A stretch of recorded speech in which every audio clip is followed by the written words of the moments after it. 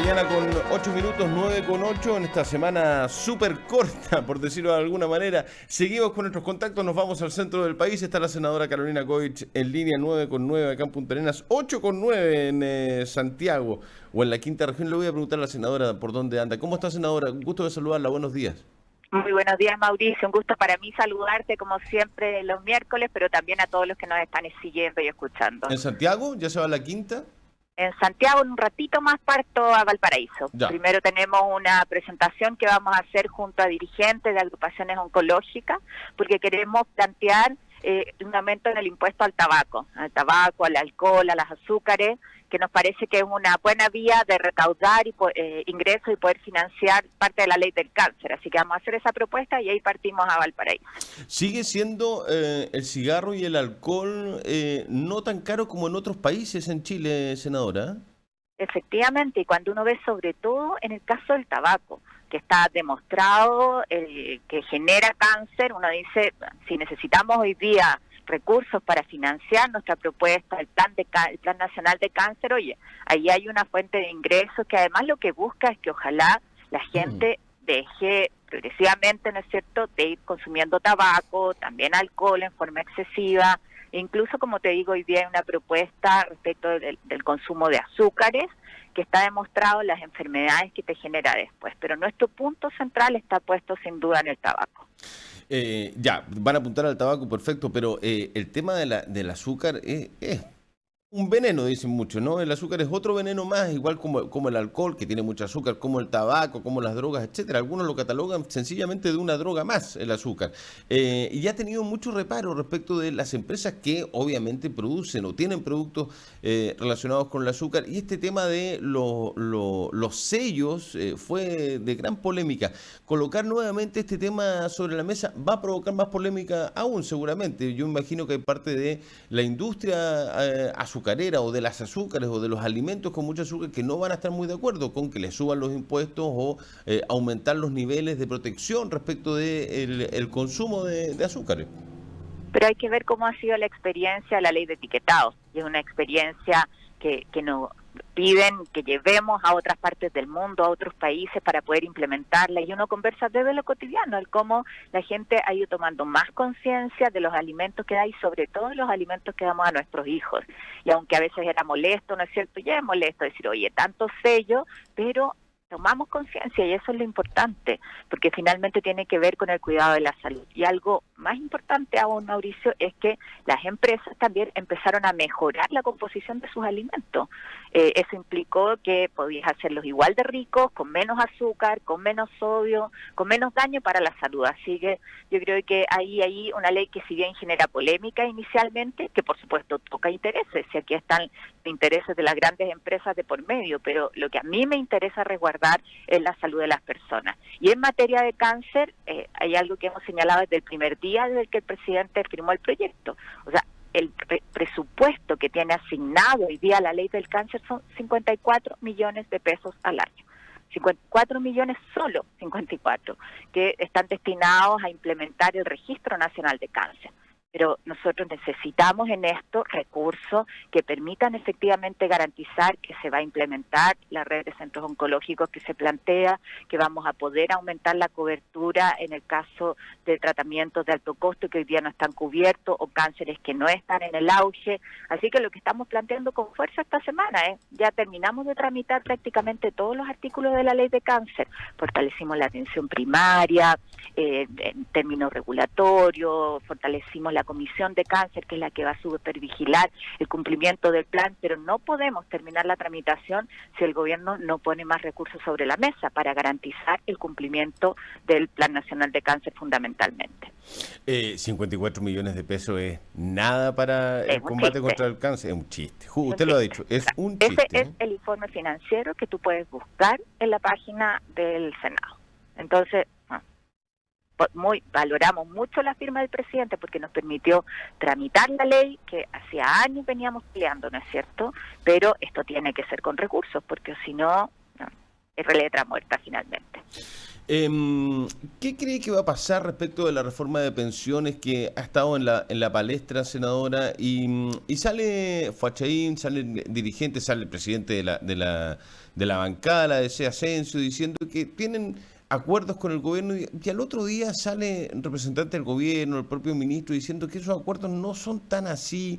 Les pueden haber pasado, lo voy a decir en la jerga popular, no, gato por liebre, o esta cuestión en política es así y hay tiras y aflojas y los propios dirigentes de C podrían tener la claridad de que esto se puede alargar más, se podría complicar. ¿Qué?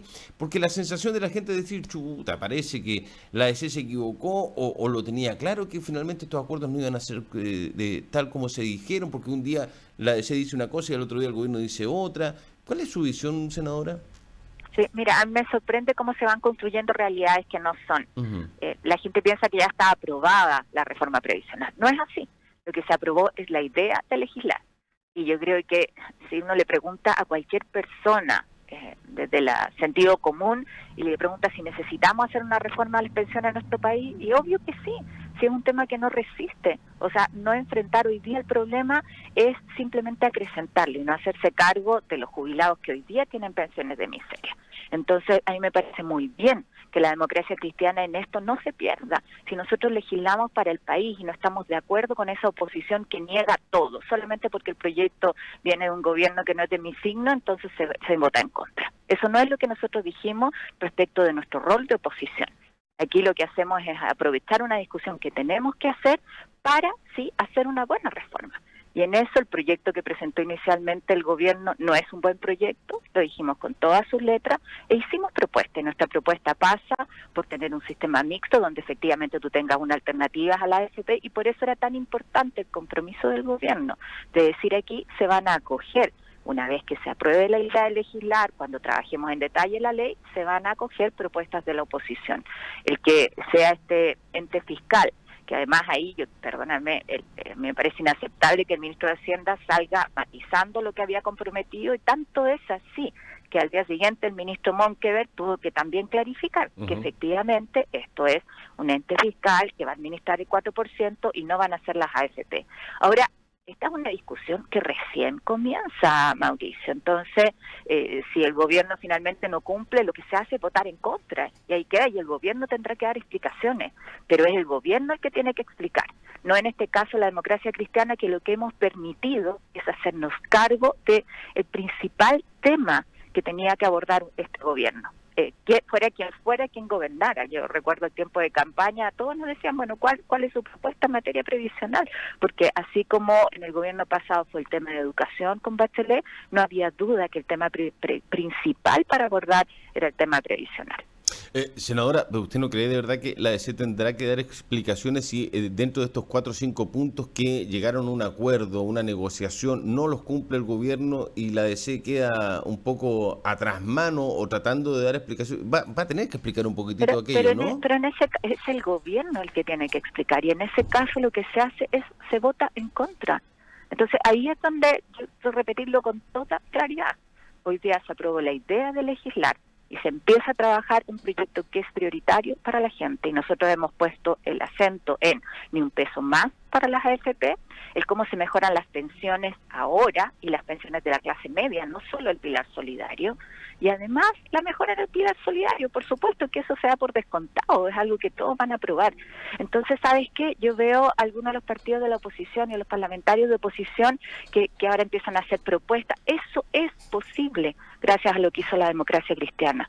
Entonces, aquí, claro, algunos quieren que pague el costo de la democracia cristiana, pero después en la discusión querían entrar igual a la discusión, ¿me explico? Sí. Entonces, yo de verdad me parece que esta política de los blancos y los negros, Mauricio, nos hace daño como país.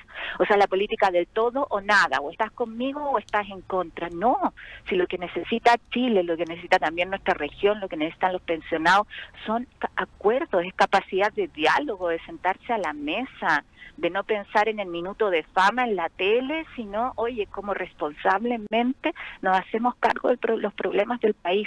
En eso a mí me gusta mucho el rol que está cumpliendo la democracia cristiana. Es decir, este tema, tal cual como lo ha planteado el gobierno, no es bueno para los jubilados, el proyecto es más AFP y por eso nosotros tenemos una contrapropuesta. No nos vamos a quedar en el rechazo, sino que en decir, oye, aquí trabajamos desde nuestro rol, le pedimos al gobierno además que respalde esto si quiere sacar adelante el proyecto, si no el proyecto va a quedar ahí. O sea, si el gobierno finalmente no cumple y no mejora, no solo estos aspectos, sino que varios más, todavía está el trámite en particular en la Cámara, está el trámite en general y en particular en el Senado. O sea, hay muchas instancias todavía donde el gobierno va a tener que dar garantías de cumplir. Esto distancia de una u otra manera en términos de las relaciones entre los partidos de la oposición, la ADC, con el resto de representantes de la izquierda o centro izquierda, senadora, de una u otra manera. Bueno, ha salido el PC también a criticar duramente, a decir al retiro de las mesas de negociaciones a nivel local, por ejemplo. Esto distancia, ¿no? Esto de una u otra manera, no sé si rompe las relaciones, pero sí va marcando un camino, ¿no?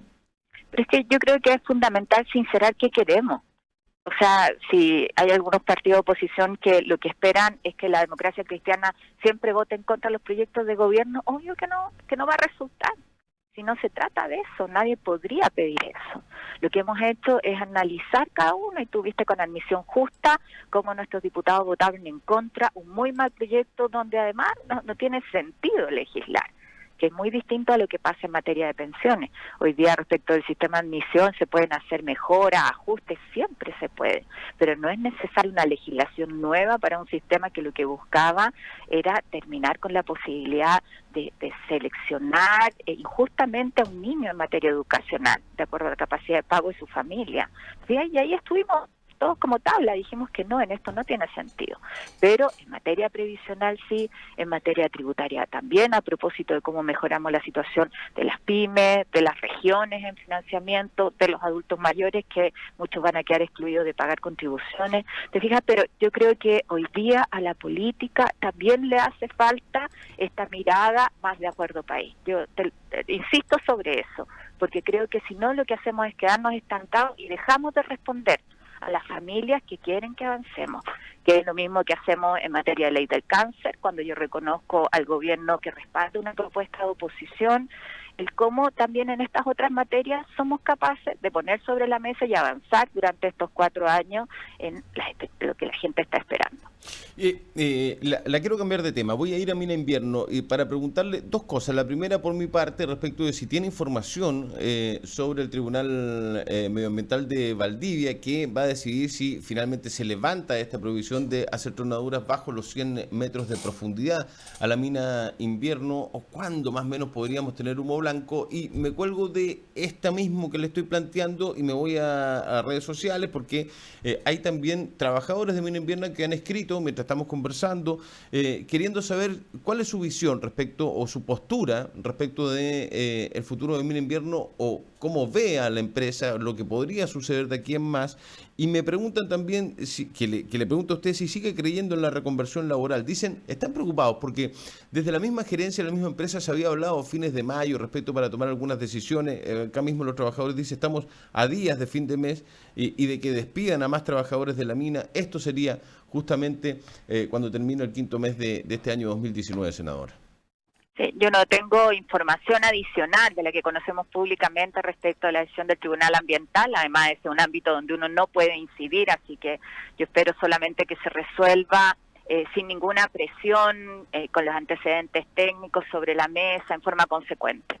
Pero sí, me corresponde hacernos cargo, y hacerme cargo, y aquí lo digo en plural, porque lo hemos hecho en conjunto con varios de los dirigentes de los sindicatos de Mina Invierno, de cómo generamos alternativas. Y yo creo que en eso, o antes o después, desde el día en que el presidente de la República dice no van a haber más centrales termoeléctricas a carbón como un compromiso frente al cambio climático, uno tiene que buscar alternativas, y en eso actuamos antes. Tuvimos una muy buena reunión, y yo quiero reconocer además a los dirigentes de los sindicatos con los que estuvimos en reunión junto con el ministro del Trabajo, después con el director del CENSE, para buscar líneas alternativas de capacitación y de certificación, porque lo que sucede hoy día es que muchos de los trabajadores, por su nivel de ingreso, quedan fuera de las alternativas que entrega el CENSE. Y el compromiso del ministro fue generar un programa especial que fuera más amplio, ¿no es cierto?, que tuviera requisitos donde pudieran efectivamente ellos participar,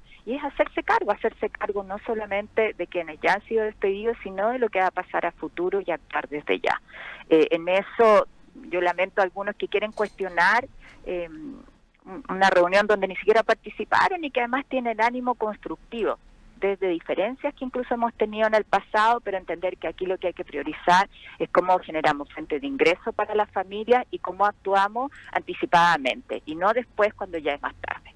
O sea, prepararse para lo que viene, por decirlo de alguna manera. Por supuesto. Pero además eso es parte de la historia en nuestro país, no solamente respecto del carbón, sino también en otras actividades productivas. Y uno dice, ¿cuáles son las áreas donde nosotros podemos potenciar la generación de puestos de trabajo en la región? Trabajemos ahí en conjunto o dentro del mismo ámbito. Esto tiene que ver con cómo se incorpora tecnología en muchos casos, y es un trabajo que se hace sentados a la mesa todos.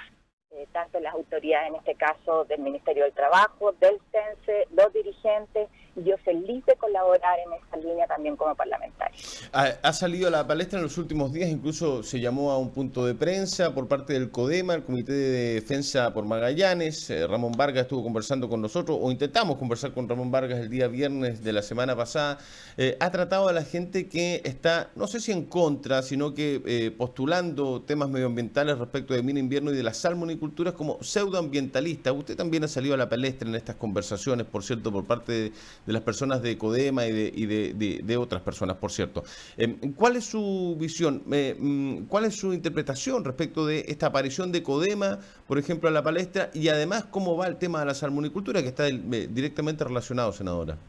Mira, los términos que ellos hicieron, su planteamiento público, no lo voy a responder. Lo que yo voy a reiterar respecto de la salmonicultura, que me alegro mucho que las acciones de fiscalización que hicimos desde el Senado hayan permitido, en el caso del canal William, en el caso de Puerto William, establecer lo que hoy día estamos esperando que formalice la Subsecretaría de las Fuerzas Armadas, que es la caducidad de esas concesiones. O sea, yo creo que me encantaría escuchar una voz del mundo empresarial que se haga cargo de eso también, de las malas prácticas, ¿no? Porque quedó en evidencia lo que habíamos señalado previamente, que ahí habían causales de sobra respecto a la caducidad de esas concesiones. Pero además es entender que esto no se trata de estar en contra de la industria de la salmonicultura, y yo quiero en eso reiterar lo que ya he señalado, sino que el cómo, si se instala una actividad productiva, no es en contra de otra. Y en el caso de Puerto Williams, creo que además del sentir mayoritario, nosotros tenemos que resguardarlo para el turismo, para el desarrollo científico, cuidar un ecosistema que es único en el mundo, y no podemos correr el riesgo ahí de contaminar con salmonicultura. Creo que eso, te insisto, es algo que la población de la región incluso ha tomado en forma muy positiva, y es, si se desarrolla la salmonicultura, que sea en espacios donde no ponga en riesgo nuestros ecosistemas y un patrimonio natural que tenemos, que cada vez es más valioso. ¿Cuándo debiese la autoridad marítima dar por sentado lo que está solicitando la Subsecretaría de Pesca? Porque no se ha hecho la notificación, ¿hay un plazo estipulado? ¿Por qué se ha demorado tanto? Sí, en eso la semana pasada nosotros tuvimos al subsecretario de Pesca en la Comisión de Medio Ambiente, el que nos informó en detalle y nos dejó cada uno de los documentos de las acciones que ellos realizaron y de la solicitud a la Subsecretaría de las Fuerzas Armadas, y lo que acordamos es invitar, ahora va a ser a la vuelta de la semana regional, que es la próxima, al subsecretario de las Fuerzas Armadas, justamente para que nos dé cuenta de cuál es el avance y cuánto espera resolver la caducidad, porque a ellos les corresponde el trámite administrativo. Ya, perfecto. Lo último, senadora, ¿cuándo estuvieron dirigentes? Nosotros vamos a tener una entrevista con los dirigentes del Centro Hijo de Chiloé en los próximos minutos, pero entiendo que usted acompañó a los dirigentes a una reunión en La Moneda con el ministro Blumel, ¿no?, por el tema 21 de septiembre. Efectivamente, reconocemos ahí la hazaña de la Goleta Ancud con el feriado el 21 de septiembre. Este año, además, destacar que los dirigentes han partido trabajando desde el principio de año. Fue en enero que entregaron una carta al presidente de la República en su visita, planteándole los argumentos de por qué debería ser feriado el 21 de septiembre. Después se inició una campaña de firmas y el día lunes lo que hicimos fue entregar parte de esas firmas al ministro Blummer con los argumentos. Ayer el ministro, yo quiero ser bien franca, tuvo una buena acogida de la importancia de esta fecha y lo que acordamos es buscar una alternativa que tiene que ver con garantizar un feriado regional a cada una de las regiones del país, que es lo que hemos venido planteando hace tiempo.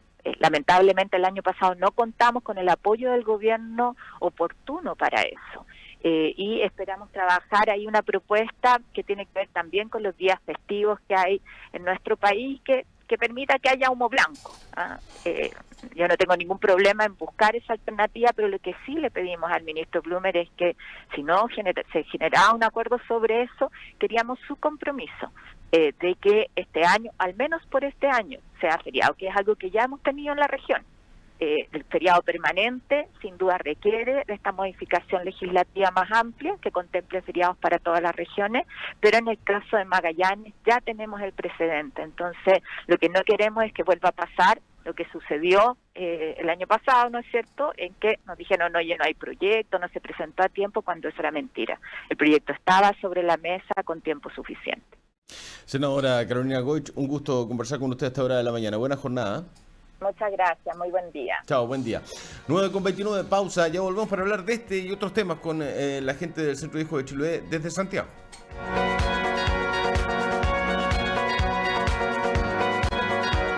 Nos vamos a una pausa y ya regresamos con Buenos Días, Región.